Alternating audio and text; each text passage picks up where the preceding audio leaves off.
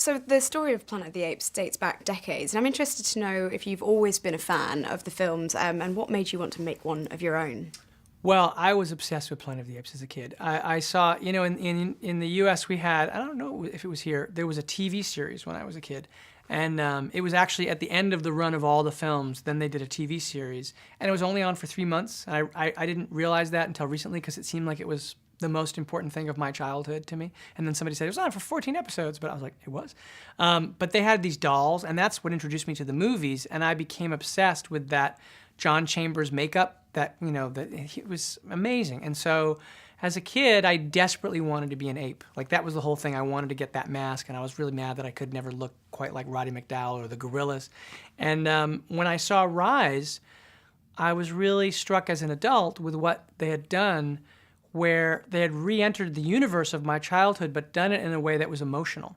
And that, I'd never had that level of emotional identification with a CG character, and it kind of blew me away. So when they approached me about this movie, I was incredibly excited because it was a chance to re-enter the world of my childhood, but in a way that really embodied a kind of emotion that was new to the series. And so I was incredibly excited about it.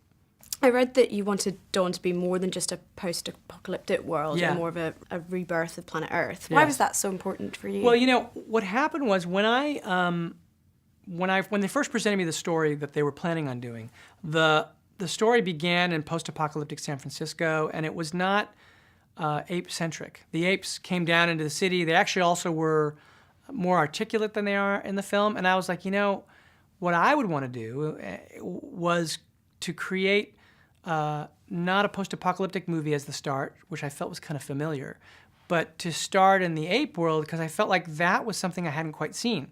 And the exciting thing for me about Rise was that it had re-entered the universe of the Planet of the Apes, but with a story we'd never quite seen. And I wanted this to be a story that you hadn't seen in the Planet of the Apes.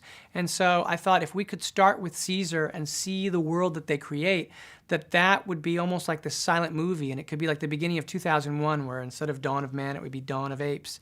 And then realize that there are humans. And amazingly, the studio said yes. And I picked up on various themes and messages throughout the film. I'm interested for you what the message is. Well, I think the key thing, the movie for me is really an anatomy of violence, because this is the one moment in time where it could have been Planet of the Humans and the Apes. And that gives us an opportunity to explore character, really, and not just the violence between the species, but between the characters and within each of the characters. And so the movie's really very much about human nature.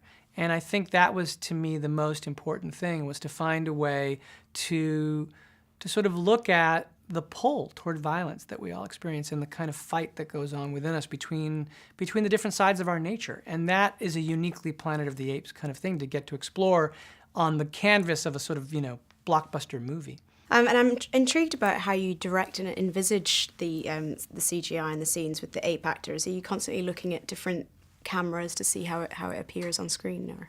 Actually, it's not quite what you would think. You don't really watch...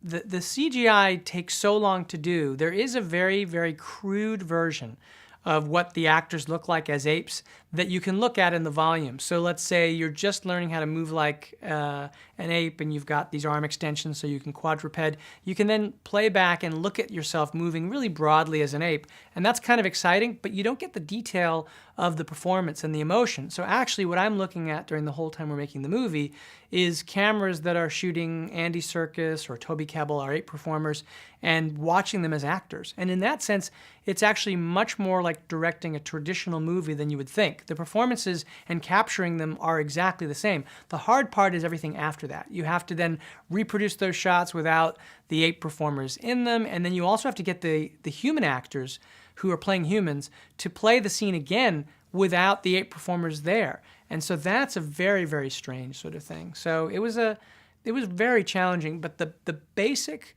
thrust of it and the way that you dealt with, let's say, Andy Serkis, was just staging a scene with Andy and then shooting it. And finally, Oscar-winning composer Michael Giacchini's score is compelling. Can you describe your musical vision for the film and how you worked with Michael? Well, Michael and I worked on 2 other movies, and we're really, really good friends. And I was so excited. It's interesting. We actually, when I was doing my last film with him, let me in. It was a smaller budget film, so we actually did a lot of the scoring in his home office. And his home office is covered with memorabilia of all these movies that he loves. And interestingly, he had this treehouse, which was the same treehouse set that I had from the Planet of the Apes TV show, and it had all the dolls. And I was like, oh, I can't believe you still have all these. Like, mine were thrown away sometime, and I was so upset. And he was like going, oh, my mother never threw away anything, and I'm obsessed with them. And so he was actually the first person that I contacted the day I found out I was doing the movie. And he was so excited because I knew that he had that same childhood fascination that I did. And one of the things that we talked about, you know, the first time he played me, he wrote like a suite for the movie, and it had that theme in it, that sort of that big, noble, grand Caesar theme that's in the movie. I got very emotional, and I was like, God, that's so beautiful. It sounds like almost like a classic, like a kind of John Barry. It sounded like Out of Africa or like Dances with Wolves, which was great because I'd wanted the movie to be almost like a mythic Western. And so the movie has all of these different elements that kind of make up the kind of movie that we wanted it to be. That even though it's a Planet of the Apes movie, we wanted it to have elements of like this kind of liggity, vocal sort of tonal stuff that's like the music that Kubrick used in 2001, and we have stuff that feels like a classic Western, and then there are some really conscious nods to the original Jerry Goldsmith score from the first movie, and he literally got this, there were these bowls that were made, that were played. We had the same percussionist come back and play a new set of bowls that were made, and actually Michael and I played some of the different percussion too, just one day, just for fun. So, but the music elements are made up really of a pastiche of all the kinds of different genres that we wanted the movie to be. Because at the end of the day, Michael, who's an incredible composer, he also really thinks like a filmmaker, which is why he's so fun for someone like me to work with.